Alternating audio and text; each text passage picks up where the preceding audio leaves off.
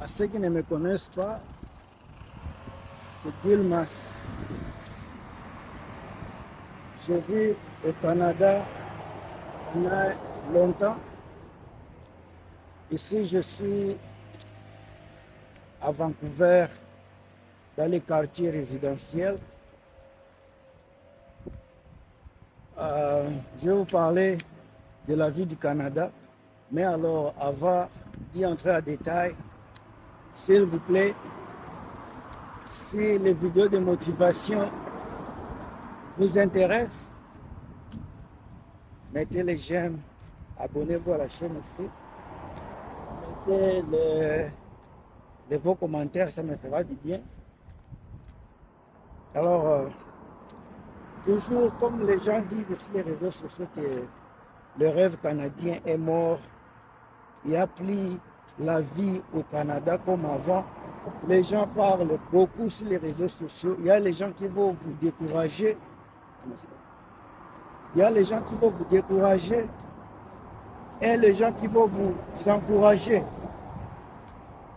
Il y a également les gens qui sont encore en Afrique, qui ont déjà appliqué.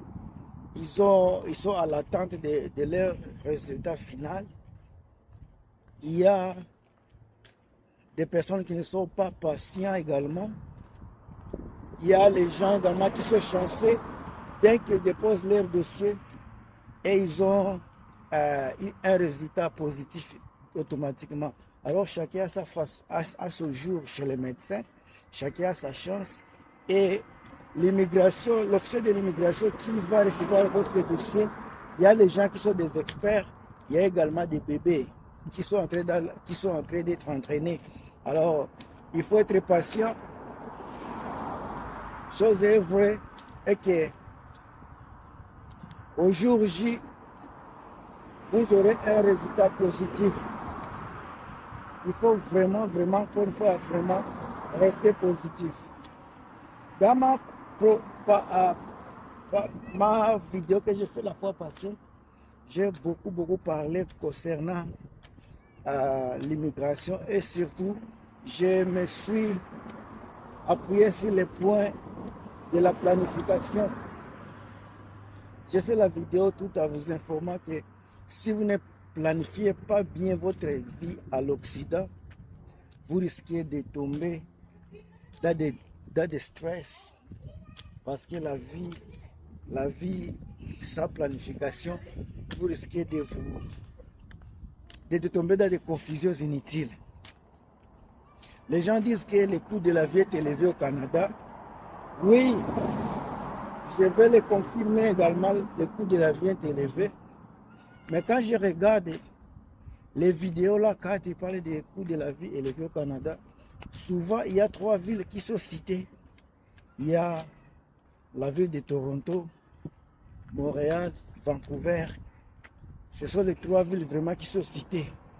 Cela sous-entend, soit cela, je peux déduire directement que, à part les 3 villes, soit les 4 villes qui sont citées comme les villes les plus chères au Canada, cela veut dire qu'il y a des villes les moins chères au Canada. Quand on parle de provinces chères, cela veut dire qu'il y a des provinces moins chères au Canada. C'est dans cet angle-là que je vous fais la vidéo ici. Quand je suis en train de me promener, c'est juste pour vous donner également de l'envie de voir comment les quartiers résidentiels ressemblent ici au Canada. Devant moi ici à ma gauche, il y a le parc. Chaque quartier a un parc. Ce n'est pas un parc d'animaux, c'est un parc où les gens passent le temps en famille de temps en temps. Alors, je vais vous parler des coûts de la vie ici au Canada. Il y a les gens qui parlent que le rêve canadien est mort. Le rêve dans tous les pays, c'est avoir une maison, et aller à l'école, finir l'école, faire la famille, avoir une maison. Ce sont les éléments de base que chacun veut avoir au moins dans la vie. Mais il arrive des fois qu'ici au Canada, ça devient de plus en plus difficile de s'acheter une maison. Ça devient de plus en plus difficile de se taper un bon travail. également ça devient difficile, de plus en plus difficile de se stabiliser financièrement. Tout le monde là a raison, tout le monde a raison. Si vous écoutez ma vidéo précédente, je vous ai parlé de la planification. La première chose, d'abord, quand les gens disent que le coût de la vie est difficile au Canada, ce n'est pas parce que vous vous décourager, c'est juste vous informer. Je ne vais pas te dire que le coût de la vie au Canada est difficile, je vais retourner en Afrique. Non. Les gens qui retournent, il y a la catégorie d'immigrants partout au monde.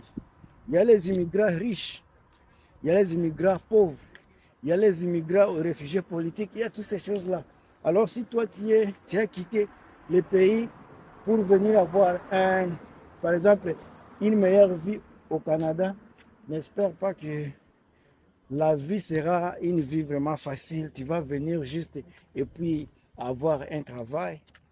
À chaque fois, tu dois savoir que dès que tu quittes ton pays, tu vas rencontrer des obstacles. D'abord, tu ne parles pas la langue. Tu ne parles pas la langue. La langue peut être un problème pour toi. Ça peut être le climat. Le climat peut être également un obstacle. Alors, il y a beaucoup d'aspects qui peuvent te freiner dans votre évolution ici. Il y a beaucoup d'éléments. Alors, bien planifié, ça va vous aider. Par exemple, quand on parle des coûts de la vie, comme je dis, dans 3 provinces, soit 3 villes, 3 grandes villes ici, Toronto, Vancouver, Montréal, cela veut dire que si vous arrivez par exemple à vivre au Nouveau-Brunswick, le coût de la vie va être moins cher par rapport à Vancouver. Si vous vivez à Saskatchewan, à Winnipeg, le coût de la vie vraiment va être abordable par rapport à celui qui vit à Toronto. Mais également, ce qui est paradoxal, celui qui vit à Vancouver a beaucoup d'opportunités, soit il est exposé à beaucoup de travaux, beaucoup d'emplois, par rapport à celui qui vit par exemple au Nova Scotia, Nouveau-Brunswick là-bas. Celui qui vit à Toronto, comme c'est une ville qui a plus de 8 millions d'habitants, cela nous montre automatiquement que la personne là sera exposée à beaucoup de jobs, beaucoup de travail, par rapport à celui qui est dans une petite ville comparé à une campagne. C'est ça. Alors, faites beaucoup attention. Une planification sera bien. Votre planification, votre location, la façon dont vous allez vous localiser, votre localisation, pardon, je n'ai pas dit location, localisation, votre localisation va vraiment déterminer votre stabilité ici au Canada. Si tu es venu juste pour faire éduquer tes enfants, si tu es venu juste pour protéger l'éducation de tes enfants, ça, il faut bien regarder la province où il y a les taux de criminalité est moins élevé, et regardez également là où vous pouvez avoir les bénéfices des enfants. Chaque province réagit différemment quand il s'agit des bénéfices des enfants. Il y a des provinces, par exemple pour moi, la province du Québec, là vraiment quand il s'agit des enfants, les femmes seules, comme ça là, les parents seuls, ils sont bien protégés, bien alimentés sur tous les plans, comparativement à d'autres provinces, quoi. Alors, faites des recherches. Si tu es venu juste pour travailler, si tu es venu pour travailler, je pense que encore une fois, si tu es venu juste pour travailler, je dirais que les provinces à surchauffe vous fera exposer à beaucoup de travaux, toutes sortes de travail. Par exemple, Toronto, il y a beaucoup de travail, toutes sortes de travail, économie mélangée. À Colombie-Britannique, la même chose.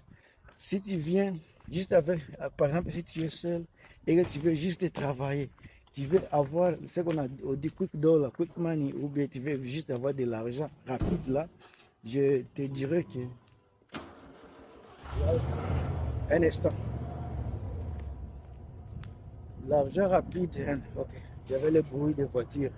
L'argent rapide que tu vas trouver ici, si tu veux trouver l'argent rapide, je te dirais que moi, selon moi, je pense que si tu veux aller dans le pétrole, dans la province ici, dans des prairies, province du centre, je te dirais avec précision, avec sincérité, je dirais avec précision et sincérité que dans la prairie, tu vas bien te retrouver puisque là, il y a le pétrole.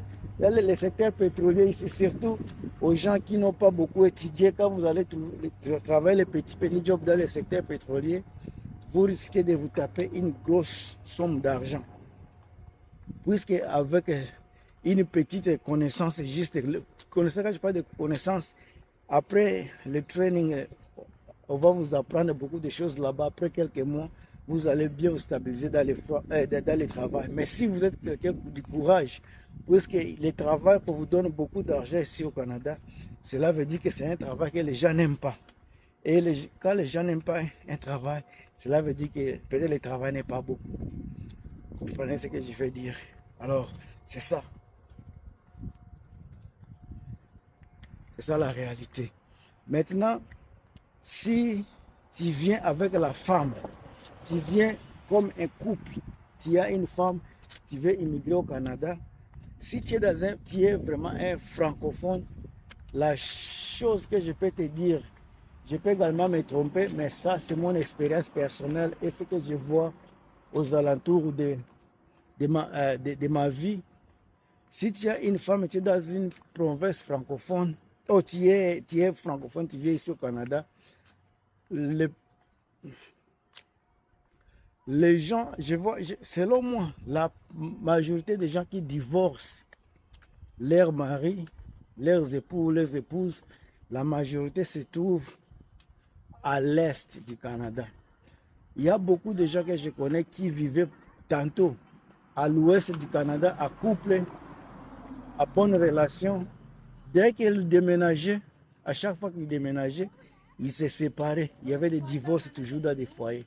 Par contre, pour vérifier cela, vous allez voir, le taux de divorce est plus élevé à l'est, dans notre communauté, surtout par rapport à ceux qui sont dans des provinces anglophones. Beaucoup de gens sont divorcés. C'est ça la réalité. Vous regardez la beauté. Je suis toujours dans le quartier résidentiel, je suis en train de me promener. C'est le dimanche après-midi, on est vers 17h, comme il est presque l'été, on est encore au printemps.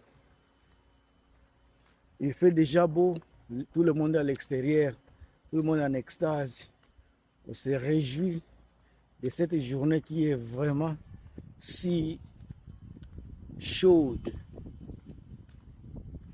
Alors, il y a beaucoup de gens qui m'ont posé des questions concernant le coût de la vie du Canada. Le coût de la vie du Canada, ça dépend de votre planification. Je sais que c'est élevé encore une fois. Là où votre localisation va déterminer. Si vous voulez vivre dans une ville à surchauffe, ça va jouer. Vous allez avoir l'argent, mais vous allez beaucoup dépenser. Dans des provinces où le coût de la vie est moins élevé, peut-être vous ne serez pas exposé à beaucoup de jobs, mais dès que vous avez un travail, ce travail-là risque d'être un travail permanent et ce travail-là peut payer vos factures. Il y a des personnes que je connais ici, ils ont un travail dans des provinces qui ne sont pas surchauffes, des petites provinces. Vous allez voir une personne qui va travailler et la femme peut-être va garder la famille, mais avec un salaire, il y a les gens qui sont capables de s'acheter une maison avec un seul salaire. Mais pendant qu'à Vancouver, à Toronto, avec deux salaires, c'est toujours compliqué, à moins que vous soyez des personnes qui n'ont pas d'enfants, là ça peut marcher. Mais si vous avez des enfants, ça risque d'être compliqué, puisque vous aurez besoin d'une grande maison, de grands espaces, et les espaces, ça c'est de l'argent. Sur ce point-là, je sais qu'il y a beaucoup à dire, mais je vais m'arrêter là, tout en espérant qu'on se revoit très bientôt. On va se parler de beaucoup de choses. Si vous avez des suggestions, mettez-les dans les commentaires. Parlez à moi. Il y a les gens qui me demandent mes emails.